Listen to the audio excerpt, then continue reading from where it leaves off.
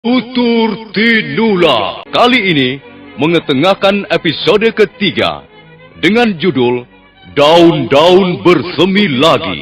Dalam seri yang ke-81 ini didukung oleh para pemain Ferry Fadli sebagai Arya Kamandanu, Eli Ermawati sebagai Maisin, Hari Aki sebagai Empu Hanggareksa, Eli Panca sebagai Nyi Rongkot, dan pembawa cerita Nusri.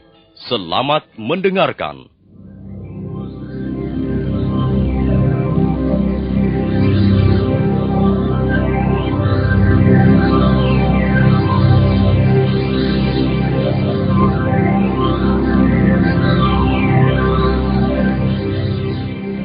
Empu Hanggareksa merentangkan gulungan daun rontal di atas meja berukir.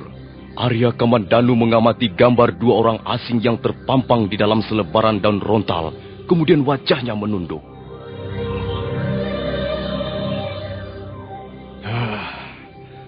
Bukankah gambar ini gambar wanita yang kau bawa kemari itu, Le? Lihat saja raut wajahnya, matanya, dan konde rambutnya. Juga perhatikan pakaiannya. Iya, memang benar ayahanda. Ini adalah gambar Maisin, wanita yang saya bawa ke rumah ini. Dan ini gambar Losisan, suaminya. Dia pasti akan mengundang masalah yang rumit. Sebenarnya dia tidak mempunyai masalah apa-apa, ayahanda. Bagaimana kau bisa berkata begitu, Le? Jelas dia itu buron pemerintah. Tentu saja dia mempunyai masalah. Tapi sebenarnya dia tidak bersalah apa-apa. Kalau dia menjadi pelarian, itu hanya karena sekelompok orang yang tidak menyukai mereka. Kamandanu. Pemerintah Kediri sekarang ini jauh berbeda dengan pemerintah Singasari. Pemerintah Kediri adalah pemerintah yang ketakutan. Pemerintah yang tidak yakin akan tugasnya mengabdi kepada masyarakat. Jayakatwang telah merebut kekuasaan dan memaksa Prabu Kertanegara turun tahta dengan segala kelicikannya.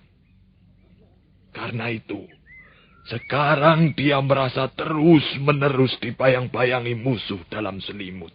Apa kau tidak pernah mendengar bagaimana sepak terjang prajurit-prajurit Kediri?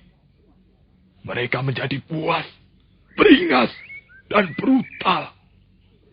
Main tangkap, main geledah rumah orang, main gebuk dan bunuh bagi siapa saja yang dicurigai tanpa periksa dengan teliti, bahkan seringkali tanpa bukti.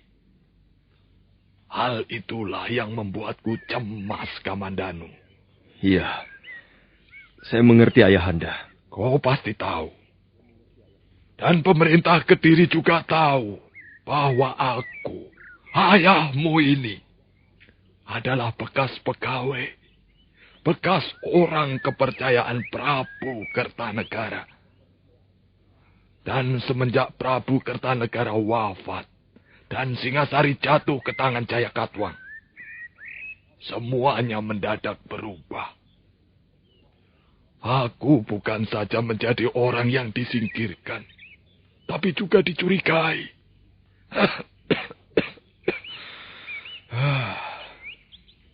Telah berapa kali prajurit-prajurit Kediri datang ke rumah ini, menggeledah isinya, dan bertanya segala macam.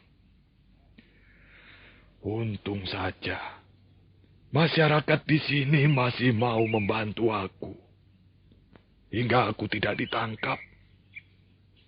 Aku hanya sempat diperiksa sebentar, kemudian dilepaskan lagi.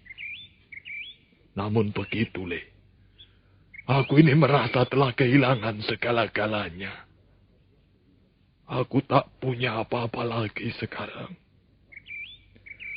Hanya sisa-sisa kejayaan masa lalu yang sebenarnya tidak lagi patut untuk dibanggakan, Le.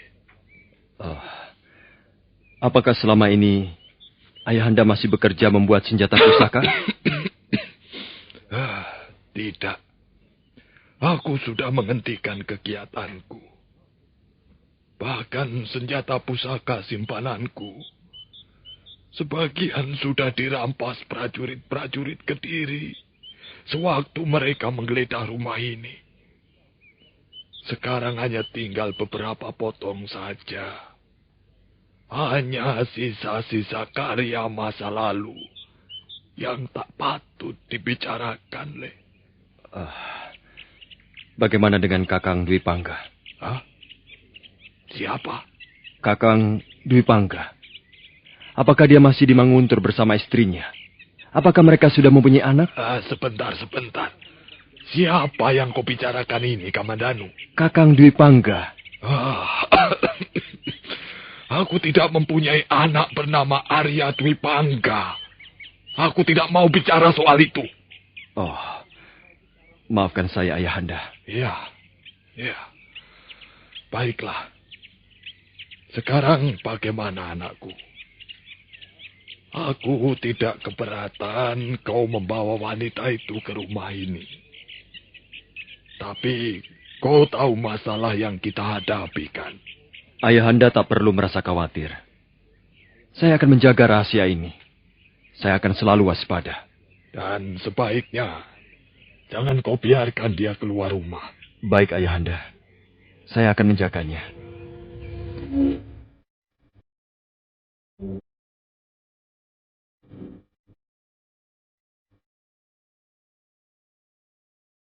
Mungkin ada masalah antara Ayahanda dan Kakang Dwi Pangga. Ayahanda tidak mau menjelaskan ketika saya bertanya soal itu. Bahkan beliau tidak mau mendengar Kakang Dwi Pangga disebut-sebut. Mungkin Bibi Ronggot tahu apa sebabnya? Iya, mungkin Ayahanda merasa kesal ketika Ayahanda dibawa dan diperiksa oleh prajurit-prajurit Kediri. Angger Dwi Pangga sama sekali tidak mau tahu. Bahkan menengok atau menjemput pun tidak. Kalau begitu Kakang Dwi Pangga memang keterlaluan. Seharusnya dia bisa membesarkan hati Ayahanda. Dan bukan justru membuat beliau kecewa. Ya, itulah Angger. Ayahanda menjadi sedih. Beliau merasa diabaikan. Tidak dihargai oleh anak sendiri. Pernah suatu ketika Ayahanda sakit. Agak parah juga sakitnya. Bibi disuruh menyusul Angger Dwi Pangga ke Manguntur. Tapi Angger Dwi Pangga hanya berjanji mau datang. Sampai Ayahanda sembuh, Angger Dwi Pangga masih belum datang juga. Apakah bukan karena pengaruh istrinya, Bi? Tidak, Angger. Nini Rati justru sangat baik. Nini Rati sering datang ke Kurawan untuk menengok Ayahanda. Lalu apa yang membuat Kakang Dwi Pangga bersikap seperti itu? Angger Dwi Pangga sekarang sudah menjadi petani kaya, Angger. Dia sering pergi ke kota Kediri untuk menjual hasil buminya. Kadangkala sampai 7 hari baru pulang. Wah, pokoknya Angger Dwi Pangga sudah hidup enak, kaya, dan makmur. Saya ikut gembira mendengar dia menjadi petani kaya. Tapi saya menjadi sedih mendengar sikapnya begitu pada orang tuanya. Ya, begitulah Angger. Karena itu Bibi sangat gembira Angger Kamandanu kembali. Bibi baru melihat lagi Ayahanda tertawa. Bibi yakin rumah ini akan bercahaya lagi, Nger. Tidak seperti kemarin-kemarin itu. Rumah kok singup, redup, lengang, seperti kuburan tua yang tak pernah dibersihkan. Baiklah, Bi. Terima kasih atas keterangan Bibi tentang Kakang Dwi Pangga. Oh iya, bagaimana dengan Mesin? Nona Mesin bertambah segar, Ger. Saya mau menemuinya, Bi. Silakan, Ger, silakan. Tapi hati-hati ya, jangan sampai kecantol. berbahaya. Ah, Bibi.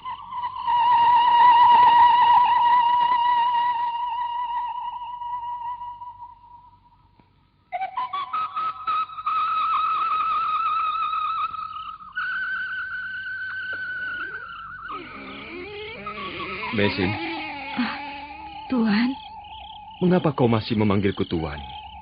Jangan panggil Tuan. Aku bukan tuanmu, dan kau bukan pelayanku. lalu saya harus memanggil bagaimana? Panggillah dengan Kakang. Itu lebih enak kedengarannya. Kakang artinya orang yang lebih tua. Baiklah, mulai sekarang aku akan memanggilmu dengan Kakang. Bagus. Oh iya, bagaimana keadaanmu sekarang, Mesin? Oh, kau pantas sekali mengenakan pakaian adat daerah kami. Bibi Rongkot yang menyuruh aku mengenakan kain ini. Dia juga yang membantu aku mengenakannya. Kau pantas sekali menjadi istri seorang bupati. Jangan menggoda aku, Kakang. Aku tidak menggodamu. Kau memang pantas mengenakan pakaian seperti itu. Hanya ini, Kakang. Gelung konde ini rasanya berat. Itu karena kau belum biasa. Bagaimana? Kau kerasan tinggal di rumah tua ini? Rumah ini sangat sejuk. Tempat tinggal yang nyaman.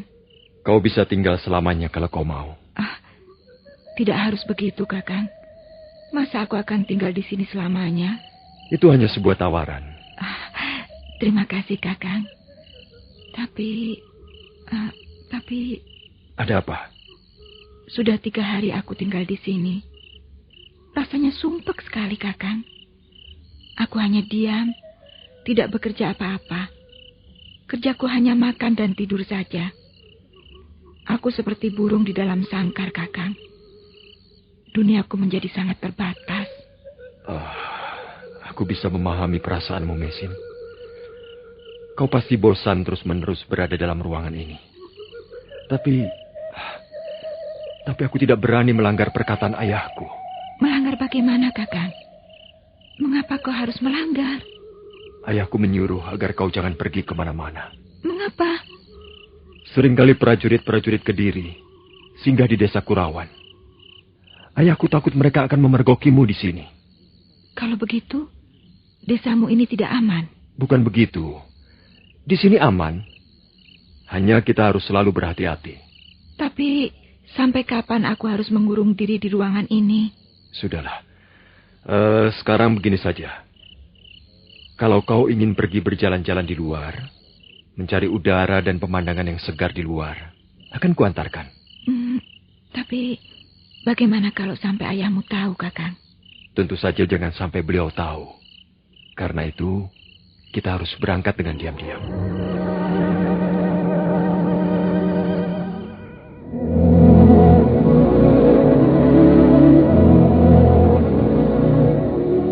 Langit sangat cerah.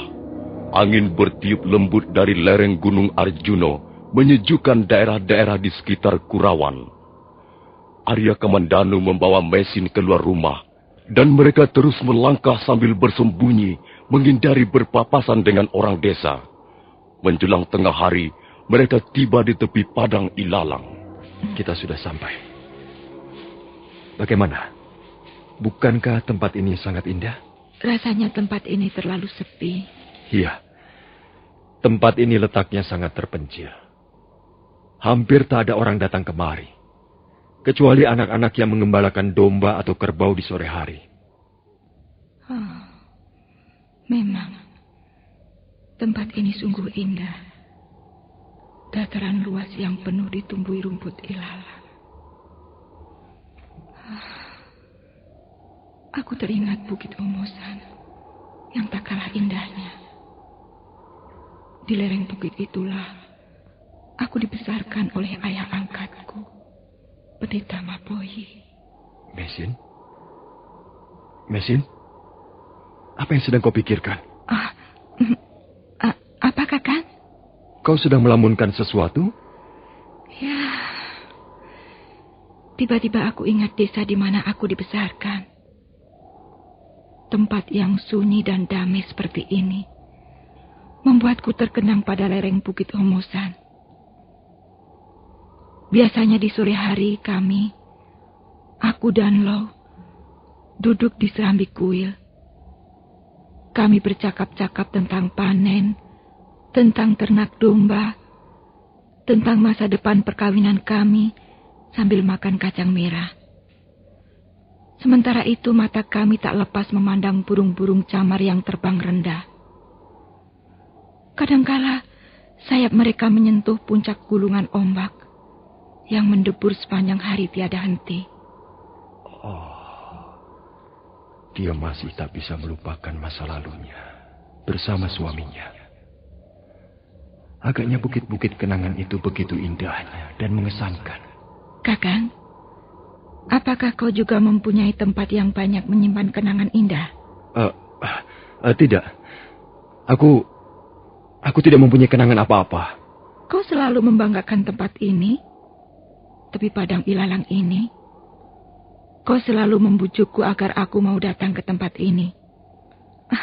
Semula kukira kau menyimpan seberkas kenangan indah di sini. Tidak. Tempat ini memang indah. Tapi aku tidak menyimpan apa-apa di sini. Aku senang pergi kemari karena ingin menikmati keindahannya saja. Ada apa, Mesin? Entahlah. Tiba-tiba aku teringat Lo. Aku teringat semua kebaikannya dan semua yang pernah diberikannya dengan tulus padaku. Suamimu memang seorang laki-laki yang baik. Kau pantas mengenangnya. Tapi janganlah hal itu sampai mengganggu masa depanmu. Masa depan? Apakah aku masih mempunyai masa depan? Karena kita masih diberi kesempatan untuk hidup hari ini, maka tentu saja kita masih mempunyai masa depan. Tidak, Kakang. Bagiku, masa depanku sudah ikut terkubur bersama Lo. Masa depanku sudah lenyap bersama kematian suamiku. Itu tidak benar. Sudahlah, Kakang. Aku tak mau bicara lagi soal itu. Ya, kita bicara soal lain saja. Atau kau mau berjalan-jalan mengitari tepi padang ilalang ini? Ayolah, tapi jangan terlalu cepat jalannya. Aku masih lelah.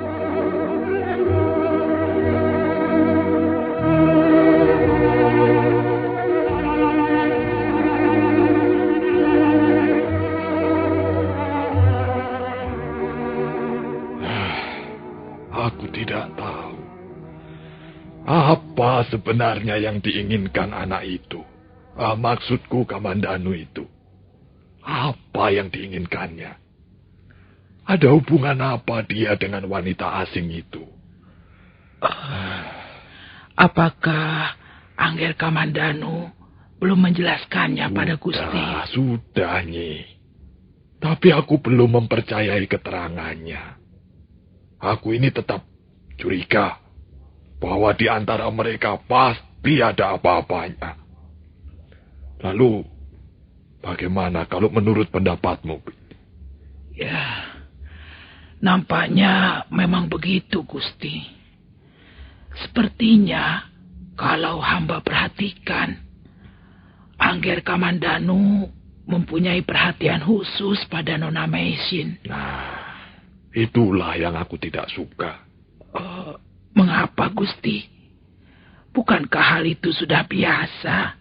Aku ini tidak melarang Kamandanu menyukai wanita, Bi. Tapi ya jangan dia. Apakah mereka kurang serasi menurut Gusti? Dia itu kan wanita asing, Tobi. Dia buron pemerintah Kediri. Sedang dia tinggal di sini saja, sebenarnya aku sudah keberatan. Apalagi dia pacaran dengan anakku.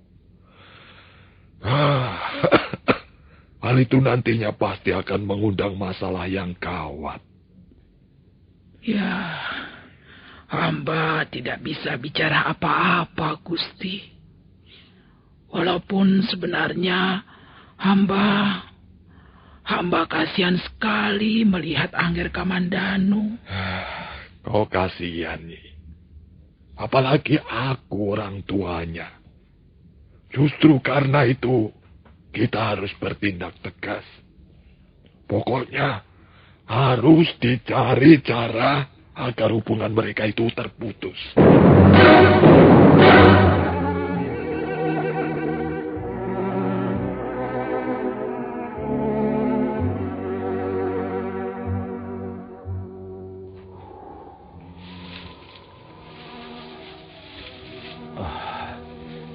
Kita istirahat dulu.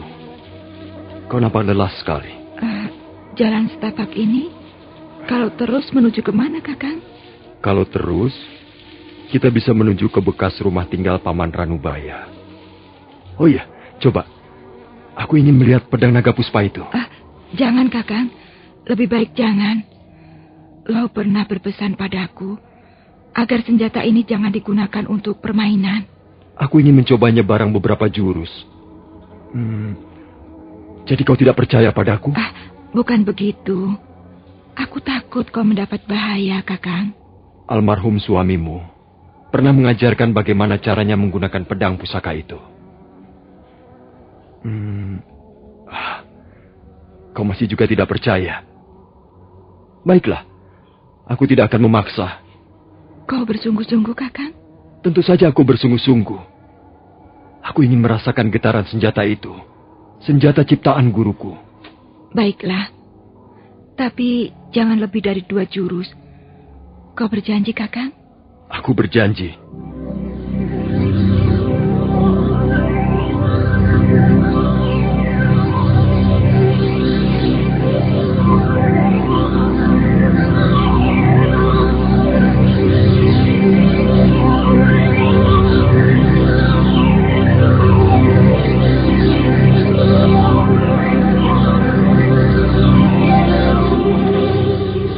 Maisin lalu memberikan pedang naga puspa kepada Arya Kamandanu.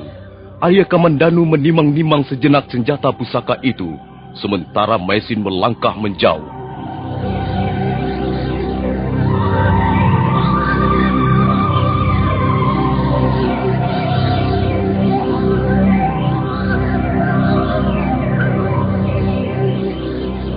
Nah, para pendengar sekalian, bagaimana kisah selanjutnya? Apa yang akan terjadi di antara mereka? Silakan mengikuti seri berikutnya. Sampai jumpa.